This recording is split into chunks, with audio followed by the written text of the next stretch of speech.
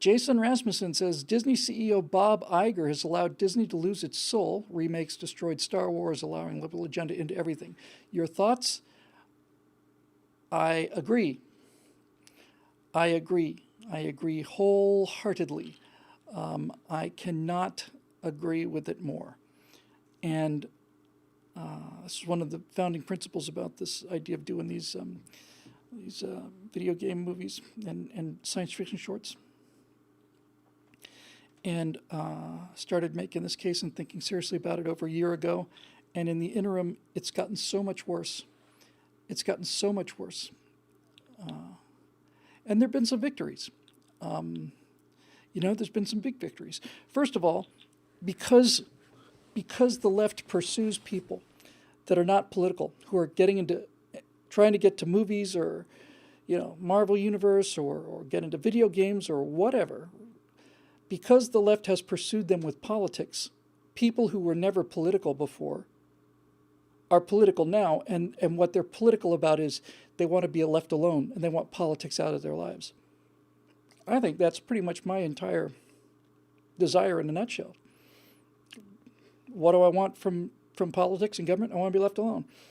I don't want to be told what to do or how to think. And large numbers of young people who have never had to deal with this before have found that their lives in the classroom were not ruined. They just basically, young people today grew up with this on their shoulders, that all men are rapists and that all boys are evil and white boys are more evil and white Christian boys are even more evil and all the rest of it. There's just kind of this identity politics and this grievance thing and victim thing and all of that. But they retreated into Star Wars and into video games, and the left cannot have it. If somebody's happy, they're not happy. So they have gone into everything and ruined everything. And I've been keeping up on this. This is my primary beat. Now, this is where I spend most of my brain cycles, is what's going on, what's the mood of the country among people who are young and either voting already or getting ready to vote. What's the pulse there? And I have detected an enormous shift in I can't describe it. It's just like putting your ears against railroad tracks, trying to tell how far the train is. But I have definitely detected a strong shift towards conservatism, only because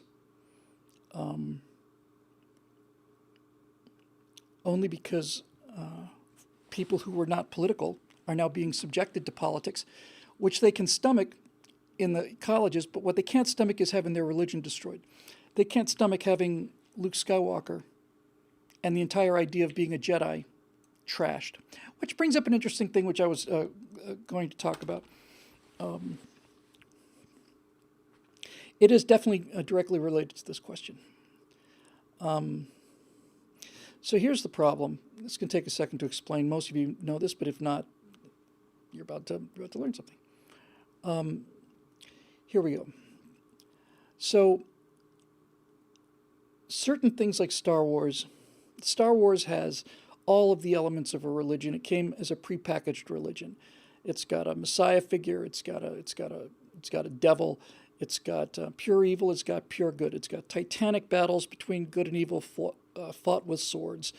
There are prophets. There are mystics. There's an afterlife. There's a code. There's a religious costume that you wear, and it's all there. All of it is there.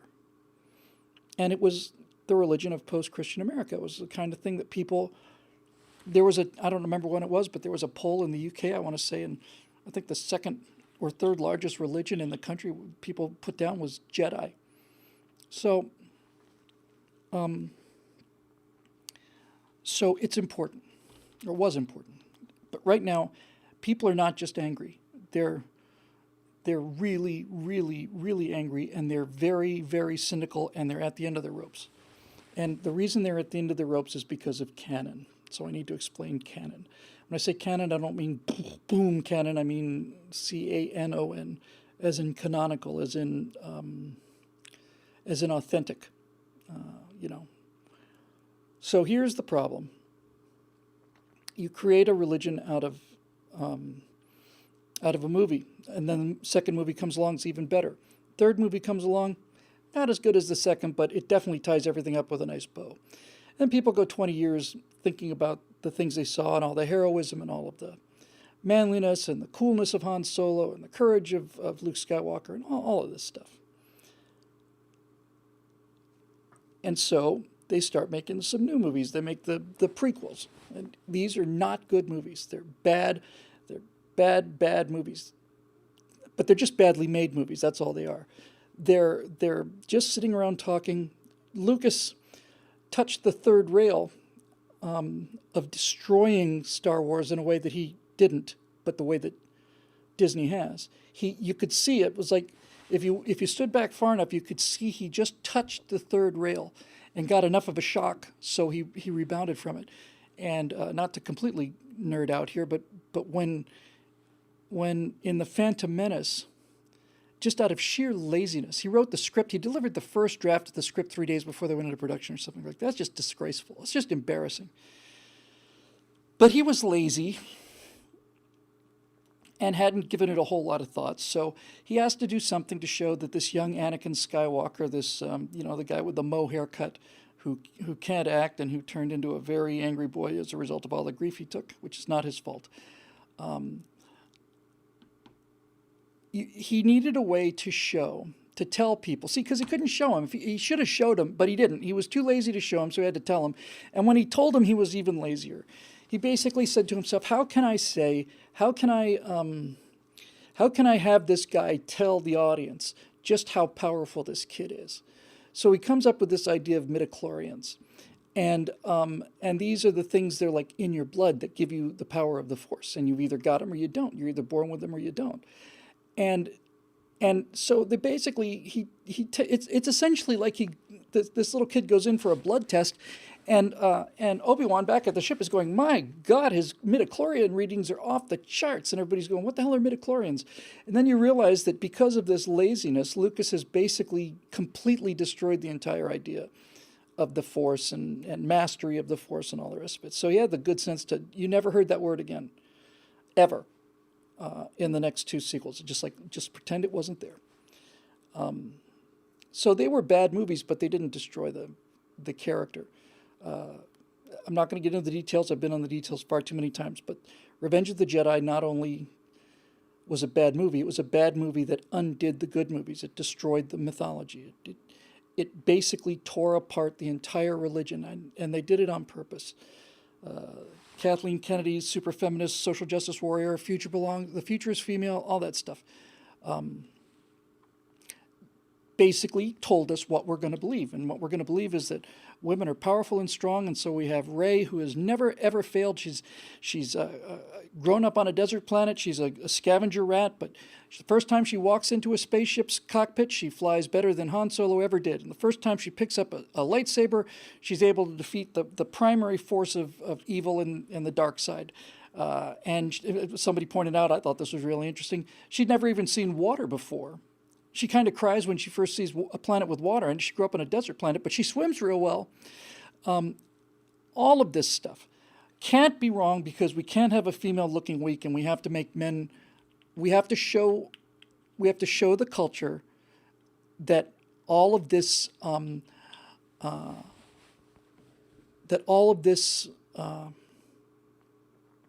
magical powers exist, and that they're stronger, smarter, braver than men, and just sit down and shut up and take your medicine. And so the problem now is this. The fans are trapped, and Star Trek fans are trapped with Discovery. And this is a big idea. I really do think this is a very big idea.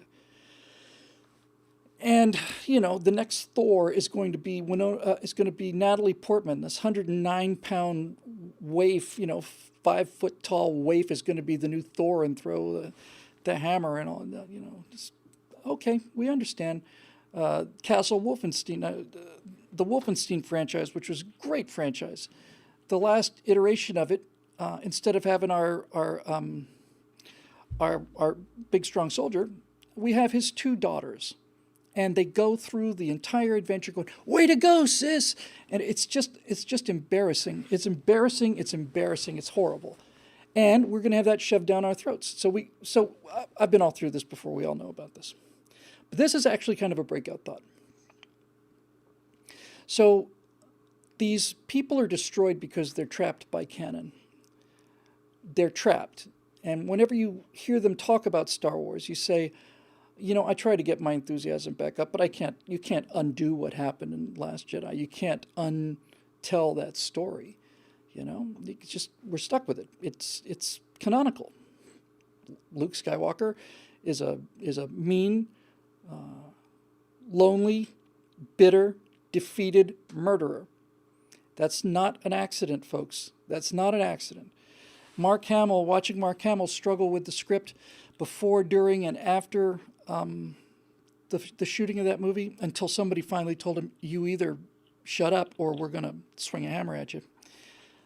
But there's a video on YouTube.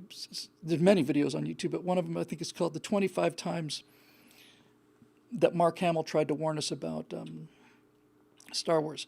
Rubber City Rebel 99 says Star Wars is dead to me. That is the one statement that I hear most on the internet today. That's the number one statement. Is Star Wars is dead to me. Star Trek tends to run a little older, but Star Trek is dead to me after Discovery. And so, like I said, there's some good news in this, so stay with me here. So they're trapped. Luke Skywalker's been destroyed, and he's been canonically destroyed, so there's nothing you can do about it. Here's what I think ought to happen. I think that across the culture, I think the fans ought to basically say to themselves, somewhere along the line, the people that made these movies, including like George Lucas and Steven Spielberg, Han shot first, changing the past, all of it. Over the course of time, all of the things that we loved about these movies and about these universes have been changed by people. And yes, they're canonical changes, but they're not the characters. They're not the characters, they're not the universe. Thor is not a 5-foot-tall, 100-pound woman, just not. And if somebody wants to tell me that she is, and if somebody wants to tell me that James Bond 007 is a black woman, and if somebody wants to tell me all of these things, that so that Star Trek Discovery is canonical because, somewhere between Enterprise and the original series, we switched to these, these kind of costumes that look like they were designed for Studio 54 in 1979, these gold lame things. No. Spore drives, no. The Klingons looking like, just like, not even like people. No. I think there ought to be a call to the pop culture, and I'd be willing to lead this charge myself. And I want to basically say, listen, there's a lot on the table here for all of us. We all have a lot of our memories, our enthusiasms, our loves, our all of it is mixed up in this. So here's what we need to do. We need to decide what is canon and not the studios. We decide, not the studios. And I, honest to God, think that would just take off like wildfire. I haven't figured out the mechanism yet. Part of me wants to say that there's a vote. Other part of me says no. There ought to be something, the way you select the editors at Wikipedia or whatever, but you'd have to prove a certain level of knowledge or have a certain history knowing the franchise. Then you'd get onto kind of the Jedi Council of canonical content, and then they would decide. They would decide what is canon and what is not.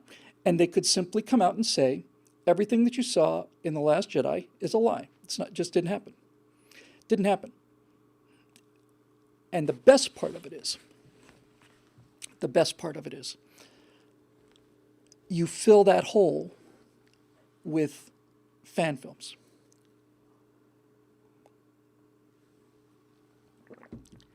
In other words, if you didn't like the way Luke ended up in Return of the Jedi, you get some people together and you raise $15,000, $20,000 and you make a movie about what happened to Luke. And that becomes the new canon. And by the way, if it were me, I got a pretty strong feeling about this. I'm not the guy to do this, but I have a feeling about this. So the last movie is going to come out in November. That'll be the end of it for Mark Hamill's commitment. I'm sure he'll appear as a Force ghost or whatever. But Mark Hamill's heart has been broken, and you can see it on his face. You can actually see him crying at some of these press reviews and some of these forums. You can actually see tears in his eyes. So I say that when Mark Hamill's contractual duties are finished, I say somebody puts together $100,000 and they get Mark Hamill and they decide they're going to go out and tell the story of Luke Skywalker the way it should have been told. And I understand that the studios would come down with this with a swinging hammer, but I have two things to say about that. First of all, I say Axanar, and secondly, I say, okay, then we don't ever mention his name.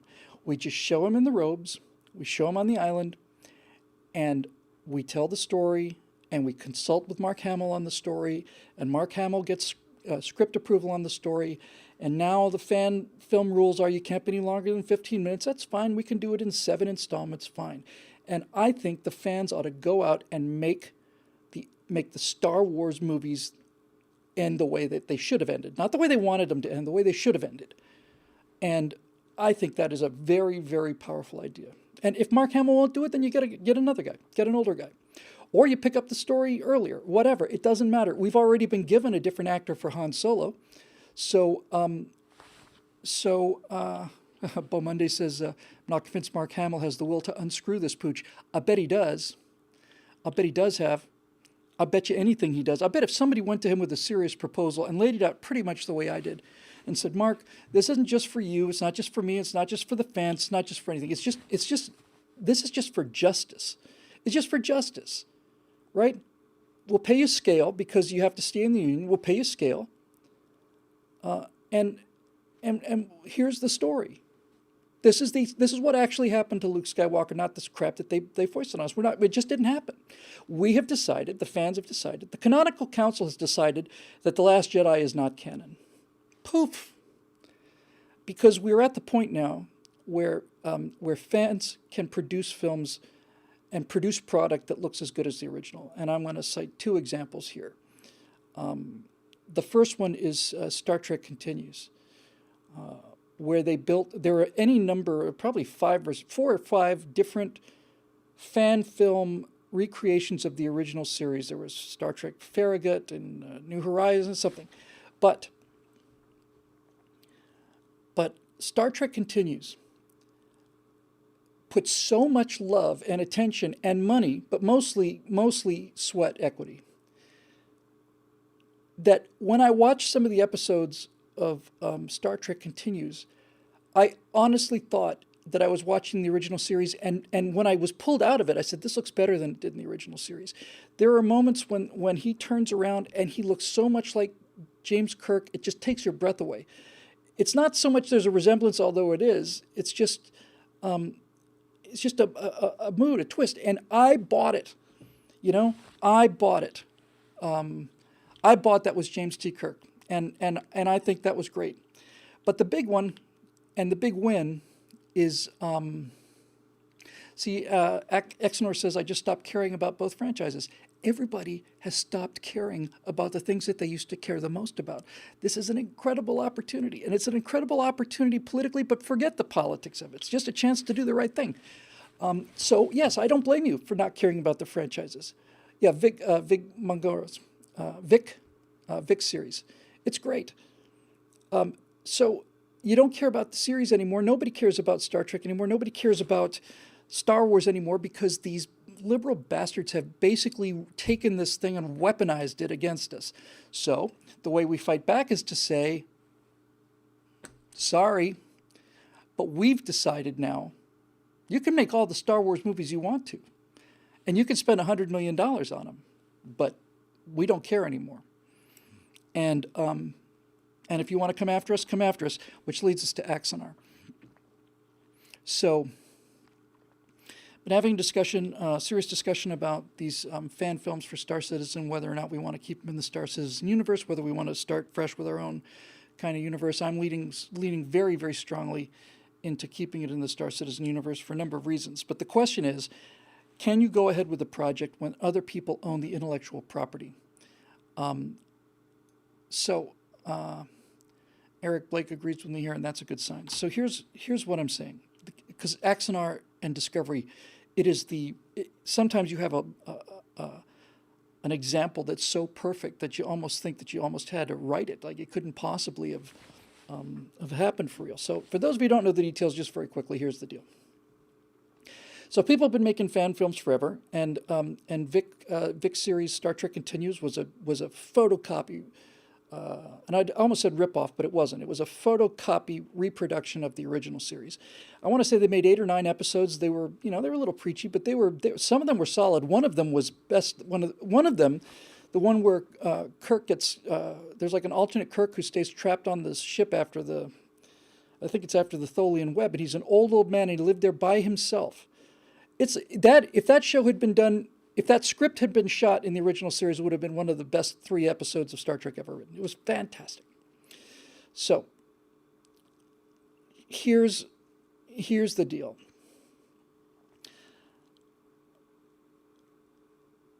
Fan films have been made for a long, long time, including stuff like Star Trek Continues, which are so copyright infringed. I mean, every single thing about it is a copyright infringement. But people let it go because it's good for the brand, it's good for the buzz, good for franchise, all that. And as long as they don't make any money, they can say to themselves, okay, well, this is helping the franchise, but nobody's taking money out of our pockets, and that's where they draw the line, you see. So far, so good. So all of these fan films were made. Star Wars fan films were made. There was a couple of Han Solo films where the Han Solo was much better than the guy in the movie. Excuse me. And there's an actor whose name I've forgotten who looks so much like young Harrison Ford. It's just shocking. That guy needs to be hired to tell the story of Han Solo. That guy needs to be hired. And the special effects that are coming out of desktop now are indistinguishable from those special effects coming out of Industrial Light and Magic or whatever. And I don't think the fans care as much about the quality of the effects as long as the effects feel right, that they're serving the story. Okay, so here we go. So everybody's making all these fan films and everything's great. And then I happen to be friends with Gary Graham, who played the Vulcan ambassador on, was it Enterprise? I don't remember, to be honest with you. But he's one of the main characters in Axanar. And Axanar is a story that's told about 10 years before the original series, 10 years before the Enterprise, and James T. Kirk and Spock and all the rest of it. And it's about the war with the Klingon Empire, and it's about how the Federation was getting its butt just handed to them, just constantly being defeated. Here they are, this kind of scientific exploration mission, and I didn't know that, Eric Foghorn. Anyway, so there are a bunch of scientists and explorers and swell guys and handshakes and prime directives and all this stuff. They run up against the Klingon Empire. They're warriors. The Klingons are just totally destroying us. There's a great, great, great moment in Prelude to Axanar where, is it Ramirez? It's the new admiral. Tremendous performance. It's shot in big close-ups. I mean, from the side, it's like you just barely get their eyebrows and their lips in the frame. It's fantastic. It's fantastic. It's beautifully lit, all of it. But there's a moment where, because this whole thing is about reflections. It's all about talking about what happened at Axanar and leading up to Axanar. So it's called Prelude to Axanar, 4.5 million views. I cannot recommend it highly enough. So there's a moment there where the Admiral is talking about the first years of conflict with the Klingons. And he says,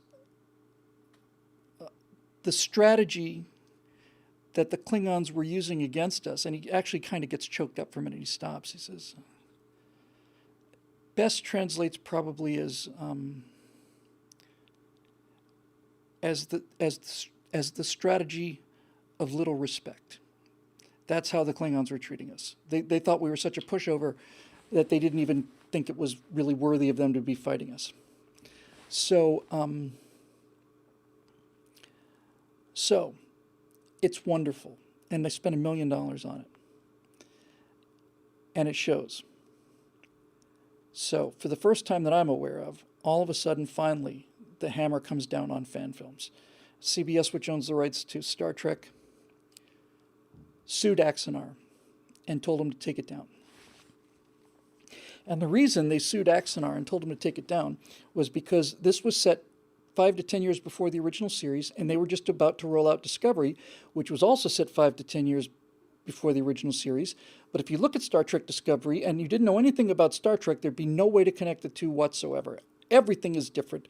Everything is, forget the social justice warrior scripts. The Klingons don't look like Klingons. The ships don't look like ships. There's no warp drive. There's spore drive. There's this, it's all about race, and victimhood and all the rest of it. It just isn't Star Trek. But Axanar is. And Axanar is not just Star Trek. Axanar is great, great, great Star Trek. So CBS says, well, we can't have this. We can't have fans putting out product that is much better than what we're putting out. First of all, it looks better. It's a labor of love. And secondly, those fans apparently haven't gotten the social justice message and have decided to make a Star Trek story about, fighting the Klingons and pulling together and taking your lumps and being desperate and all the rest of it, instead of what Star Trek was really about, which is advancing the cause of feminism, victimhood mentality, and identity politics. So CBS went to war with Axanar and told him, gave him a cease and desist, and Axanar fought back. Now, when I heard this, and I only updated myself on this just a couple days ago, when I heard this, I thought, well, that just really sucks. Doesn't surprise me, but it really, really sucks. And good for Axanar for fighting back. I don't know. Certainly didn't have the budget that CBS did for legal fees. But they had some money. They had crowdfunded some money, and I went back and checked on them a couple days ago, and they said, look, we had to spend a significant amount of money that we'd raised for making the movies on legal fees. But here's the thing. The guy who's the writer and director and producer of Axanar, the guy who plays Garth of Izar, who doesn't look like a starship captain, and I really didn't like it first, but after 2-3 minutes, the guy just had me sold. Okay, so he looks like a pharmacist. He's a military genius. I completely bought it. Anyway, he's sitting on the set of the Ares, which is the Federation warship that precedes the Enterprise, the Constitution-class ships. And he's sitting on the set, and he says, well, we had some rough times behind us, but I'm happy to announce that we will begin filming for the first installment of the first episode on October 19th of 2019. And there's a fan film about the fan film that's going to be shooting a week before that on our sets and so on. So he says, we're on, we're go.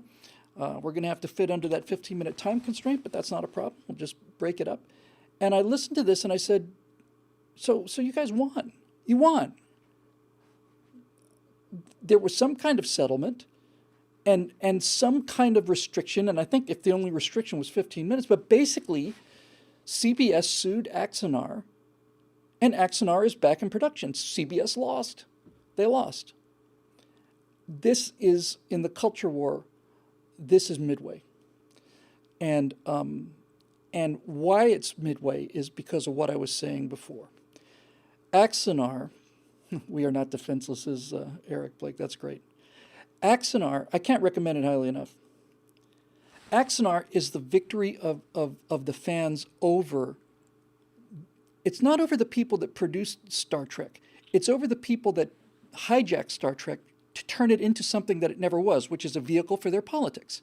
That's what caused all of this stuff. And it got so bad and so ridiculous that the fans said, okay. And the fans won. And so now there is going to be a Star Trek series that takes place before the original series called Axanar.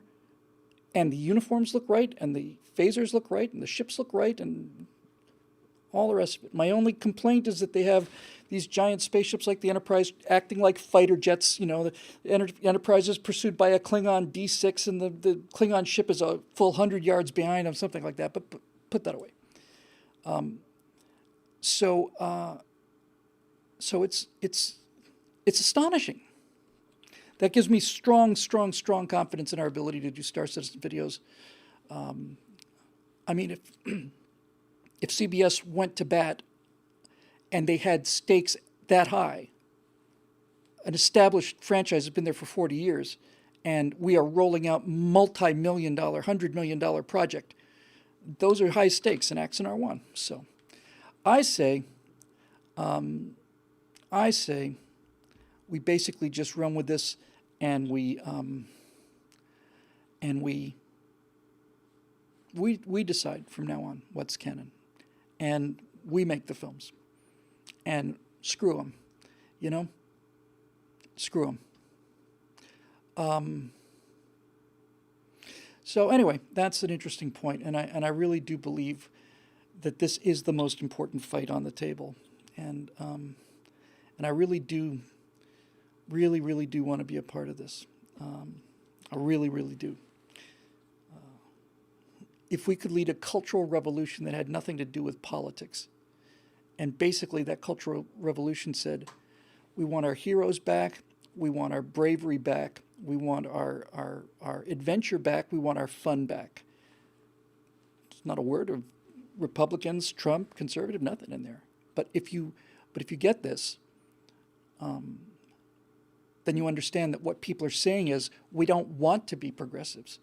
We don't want to be anything. We want to just enjoy ourselves. But enjoying ourselves means watching good guys shoot bad guys with laser pistols. And so that's what we want. And that's a win for us. It's not just a win, it's the win. So anyway, I just think it's very, very, very important. And I've talked about it a lot, and I'm going to keep talking about it because I think this is where the battle is, and I think everything else is just a complete waste of time. Let me show you one slide I put together here. It's going to take me a second to find. Maybe I'll do 2 slides. Give me a second. It's worth the wait. Hang on a minute. Got to have some kind of dead air, else it's not the Stratosphere Lounge. Where did it go? Here it is. So just to give you an idea, because I had prepared some PowerPoint stuff, and there you go.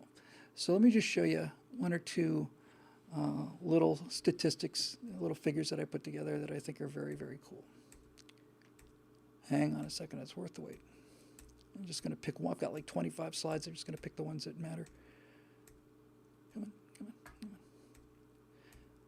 Okay, you're almost there. I got 2 slides I want to show you real quick.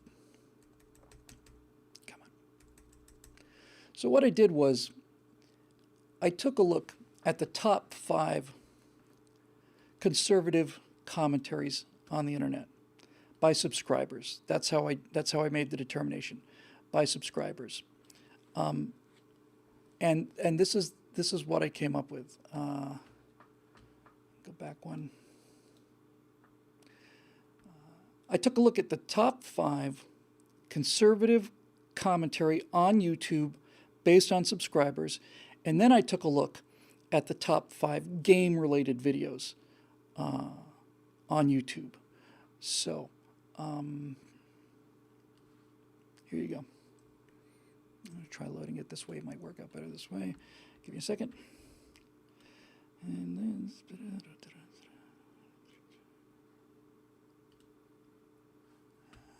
hang on. We're getting there. It's worth the wait, honestly. This top, 2 tabs, tap 19. Hang on. All right, so check it out. So here's the first of these slides. Come on, I just wanted to be full screen. I want to mess. There you go. Okay, look at this.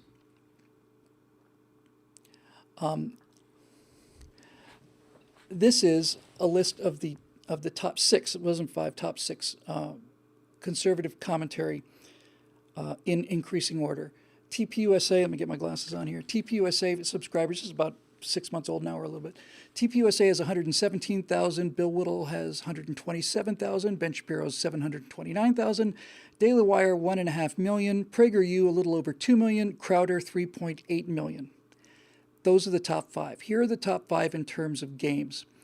A guy named Laserbeam has 10 million. Game Theorists have 11 million. Jacksepticeye has 22 million. Markiplier has 23 million. Gaming on YouTube has 82 million. And PewDiePie has 95 million subscribers. And to see what that looks like, you have to see the single most important slide here, which I think is this one. I'll put it up. Yeah. So here, I'll show you one more first. So the next thing I did was I decided I was going to try and make a point here. So give me a second. I'm going to load another image here.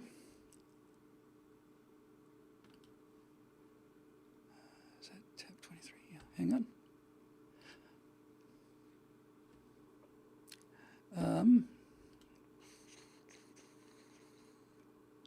Okay, so here it is broken down a little bit more.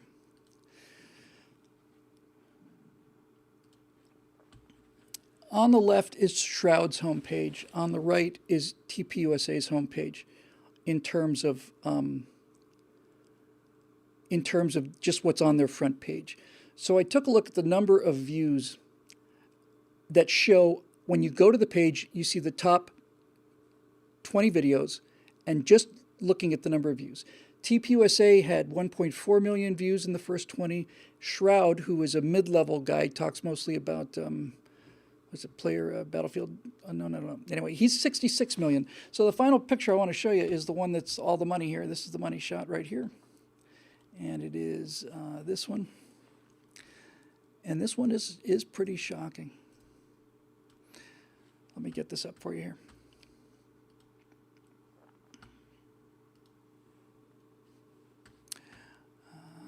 Hang on. So, check this out, folks. Based on this pretty much fundamental research, here's what we can say. We can say that this is the relationship in round numbers. Holds pretty steady between conservative commentary and gaming. In other words, TPUSA, which has got a lot of publicity and a lot of support, has 1.4 million views on the first 20, and a guy named Shroud, who has a fairly popular but by no means most popular gaming page, has 66 million. So all of the fishing that we're doing is in the orange wedge, and no one's touching the purple. And the purple is getting older all the time, and the orange is where the orange is getting older all the time, and the purple is where people are growing up to be voters. If this doesn't tell you, that we're swimming in the wrong ocean here, that the fight is in the purple area, not in the orange area, which is where I am right now, where all of us are, then I can't make it any clearer than this. It's just as clear as it can be. And this picture haunts my dreams, you know. It really does. It just constantly reminds me of just how off target we are with all of us. All of us. And I'm one of the smaller players here, obviously. But I mean, no disrespect for Prager or Daily Wire, Ben Shapiro, Steve Crowder, any of it. But we're playing in the orange slice, and the purple slice is just dying to be conservative. There's just nobody's been able to tell them it's okay yet. It's insane. It really is insane, and we really need to do something about it. And I'm working on it. So we got a 501c3, and people want to donate some money. That's where it'll go. Anyway, enough about that. But that was a lot of fun.